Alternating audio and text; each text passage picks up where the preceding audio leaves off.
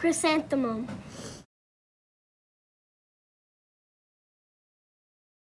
Read by Miss Duncan. I'm Miss Duncan. I'm reading Chrysanthemum by Kevin Henkes. The day she was born was the happiest day in her parents' lives. She's perfect, said her mother. Absolutely, said her father. And she was. She was absolutely perfect. Her name must be everything she is, said her mother. Her name must be absolutely perfect, said her father. And it was. Chrysanthemum. Her parents named her Chrysanthemum. Chrysanthemum grew and grew and grew. And when she was old enough to appreciate it, Chrysanthemum loved her name.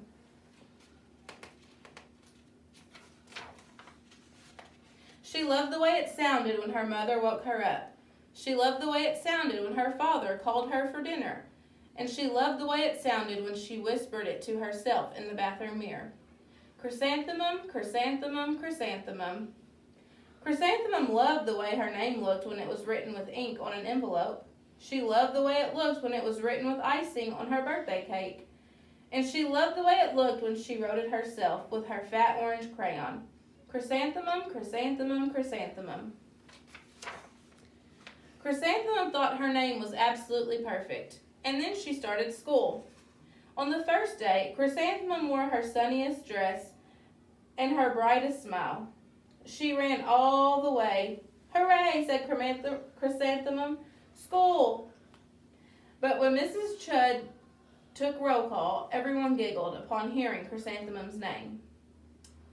Dawn, Eve, Louis, Al, Les, Kay, Max, Sue, Bill, Pat, Tom, Sam, Ken, Joe, Rita, Victoria, Chrysanthemum. It's so long, said Joe. It scarcely fits on her name tag, said Rita, pointing. I'm named after my grandmother, said Victoria. You're named after a flower.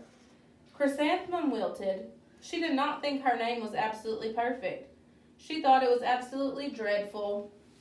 The rest of the day was not much better.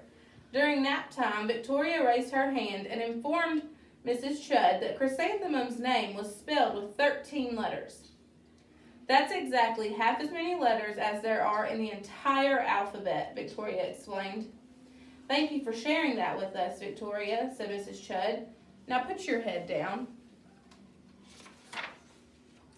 If I had a name like yours, I'd change it, Victoria said, as the students lined up to go home. I wish I could, thought Chrysanthemum miserably. Welcome home, said her mother. Welcome home, said her father. School is no place for me, said Chrysanthemum. My name is too long. It scarcely fits on my name tag, and I'm named after a flower. Oh, pish, said her mother. Your name is beautiful, and precious, and priceless, and fascinating, and winsome, said her father. It's everything you are, said her mother. Absolutely perfect, said her father. Chrysanthemum felt much better after her favorite dinner, macaroni and cheese with ketchup, and an evening filled with hugs and kisses and parcheesi. That night, Chrysanthemum dreamed that her name was Jane. It was an extremely pleasant dream. The next morning, Chrysanthemum wore her most comfortable jumper. She walked to school as slowly as she could. She dragged her feet in the dirt. Chrysanthemum, chrysanthemum, chrysanthemum, she wrote. She even looks like a flower, said Victoria, as Chrysanthemum entered the playground. Let's pick her, said Rita, pointing. Let's smell her, said Joe. Chrysanthemum wilted. She did not think her name was absolutely perfect.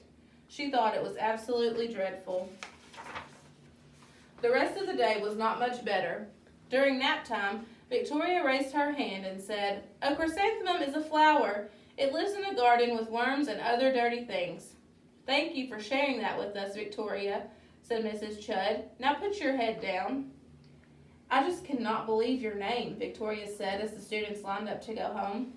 Neither can I, thought Chrysanthemum miserably. Welcome home, said her mother. Welcome home, said her father. School is no place for me, said Chrysanthemum.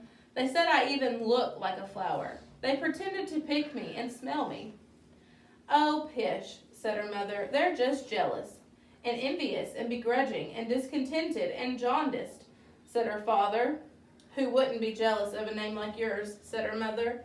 "After all, it's absolutely perfect," said her father. Chrysanthemum felt a trifle better after her favorite dessert, chocolate cake with buttercream frosting, and another evening filled with hugs and kisses and parcheesi. That night, Chrysanthemum dreamed that she really was a chrysanthemum. She sprouted leaves and petals.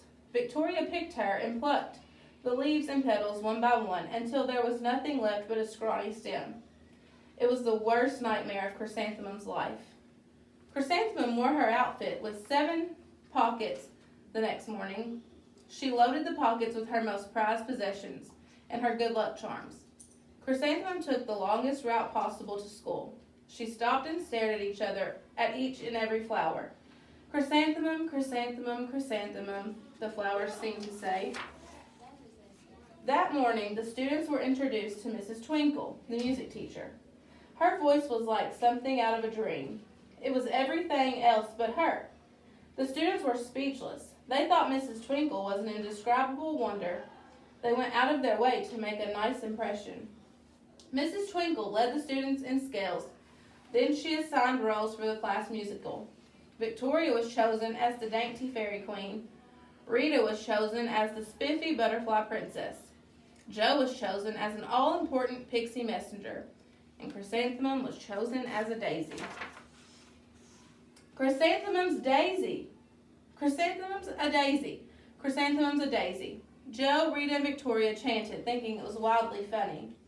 Chrysanthemum wilted. She did not think her name was absolutely perfect. She thought it was absolutely dreadful. "What's so humorous?" asked Mrs. Twinkle. "Chrysanthemum," was the answer. "Her name is so long," said Jo. "It scarcely fits on her name tag," said Rita, pointing. "I'm named after my grandmother," said Victoria. "She's named after a flower."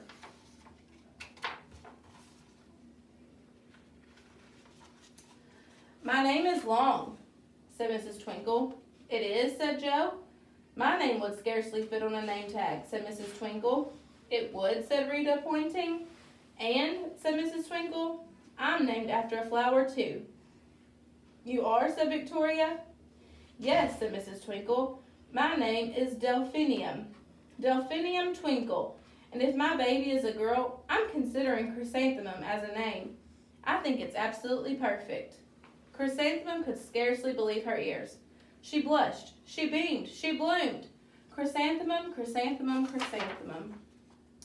Jo, Rita, and Victoria looked at Chrysanthemum longingly. "Call me Marigold," said Jo. "I'm Carnation," said Rita, pointing.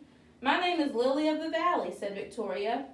Chrysanthemum did not think her name was absolutely perfect. She knew it. Overall, the class musical was a huge success.